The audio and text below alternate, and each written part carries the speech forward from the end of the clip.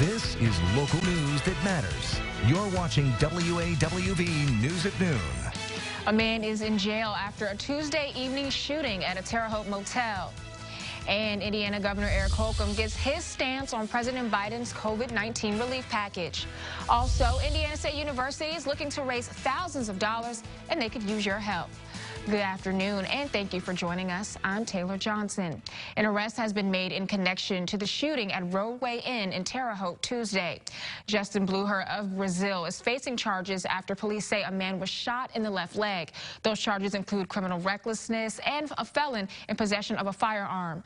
Officials say the shooting happened at the South 3rd Street Inn just before 6 p.m. Tuesday. The victim was taken to the hospital with non-life-threatening injuries. Bluher is being held in the Vigo County Jail.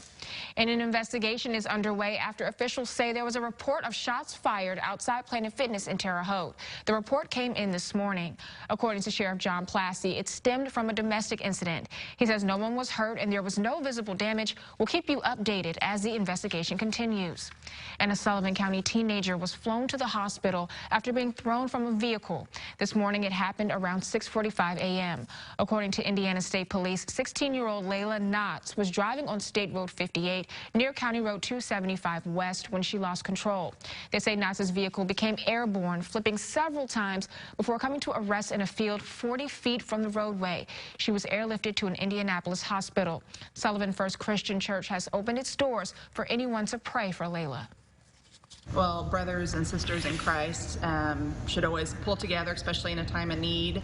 And all we knew is that Layla was injured and on her way to Indianapolis via Lifeline. And so we wanted to get as many people as we could to pray.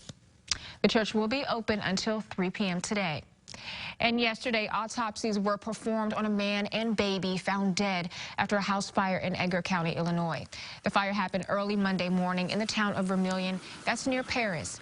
When firefighters entered the home, they found 35-year-old Michael Phipps and a 2-year-old baby, Nettie Phipps.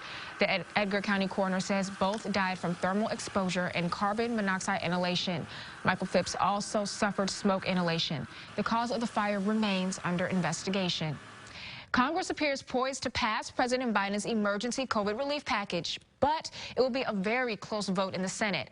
Our Washington correspondent Alexandra Lamone joins us with what we can expect in the coming days. Democratic lawmakers say they want to get help to Americans, including stimulus checks, as soon as possible, and it's expected the Senate will begin a series of votes on the stimulus package later today.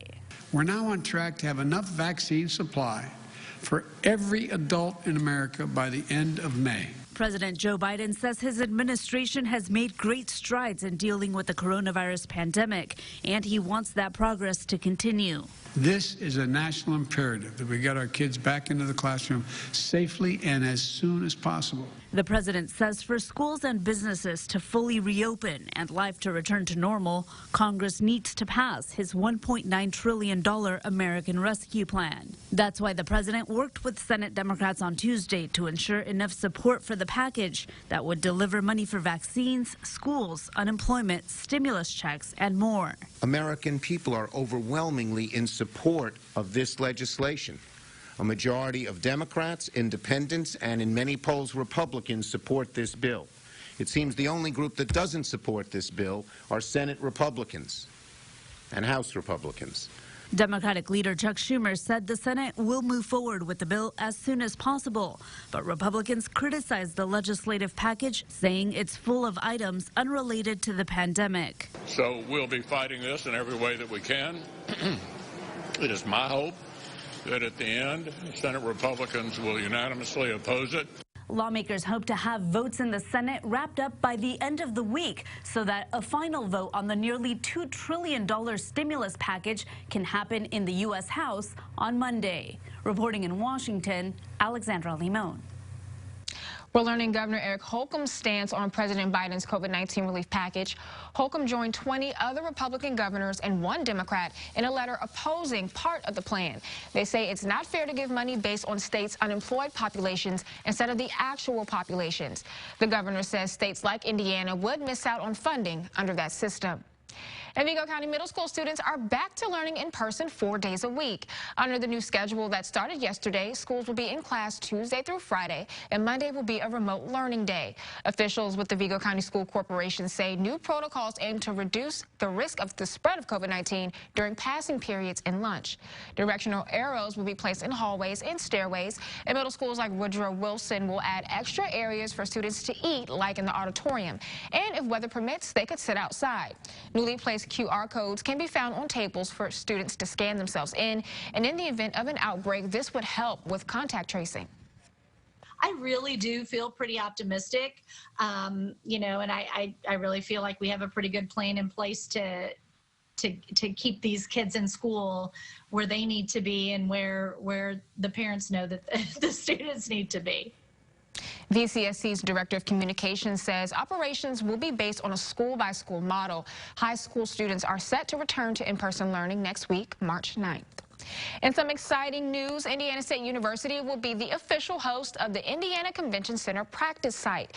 This is for all 68 teams in the NCAA Division I men's basketball tournament. The Convention Center in downtown Indianapolis will have 12 courts. And throughout the tournament, ISU staff members will help coordinate practice schedules and manage on-site virtual interviews between team personnel and the media. Practice starts March 15th and the tournament begins March 18th. And in other ISU news, today is the university's 3rd annual Give to Blue Day. It's a 24-hour fundraising push. Last year, more than 2,400 donors raised more than $679,000 for the university. The money supports things like scholarships, student aid during the pandemic, and other programs. University officials hope to break last year's record and reach 2,700 donors. And now to a story that'll warm your heart. An Indiana high school senior surprised her peers after being crowned homecoming queen. Jace Purdy then broke her tiara moments after, but she says she had a good reason for doing that. Here's the story. It was just out of instinct. Like, it just felt like the right thing to do, just because, like, all of those girls deserved a piece of the crown. Boonville High School senior Jace Purdy says the concept came from an anxious heart-to-heart conversation she had with the other homecoming court candidates. We had all just dropped the idea that if one of us got the crown, why don't we just split it, 5 ways. And that stuck with me. Purdy says the other girls on the homecoming court were joking about divvying up the crown. They were such amazing girls to be on court with. They had such big hearts. Purdy didn't expect to be crowned queen, but as soon as she got the crown, she knew what she had to do. There was no doubt in my mind, as soon as I got that crown, I did not waste any time. I actually got yelled at for doing it. Yeah, because they were wanting me to take pictures with it. Instead, the only pictures taken with the tiara intact were when all the seniors were together. For every girl to feel like she was a homecoming queen, that's pretty cool. There are so many things that have been taken away from the kids right now through no fault of their own. Students at Boonville were not sure they were going to have a homecoming this year, but a last-minute dip in positive cases allowed the game and the festivities to take place. Normally you get almost a month preparation, and then we have an assembly where you get to dress up in silly costumes and stuff, and we didn't really get that. They missed out on prom last year. Unfortunately, we had to cancel our prom this year just because of health numbers and gatherings. Such a thoughtful gesture. Now, Purdy says she didn't expect so much recognition, saying she only wanted to give people joy and something to look forward to during a tough time. Singing the word vaccine to the tune of Jolene, Dolly Parton shares her COVID vaccination journey with us. That's up next on WAWV News at Noon.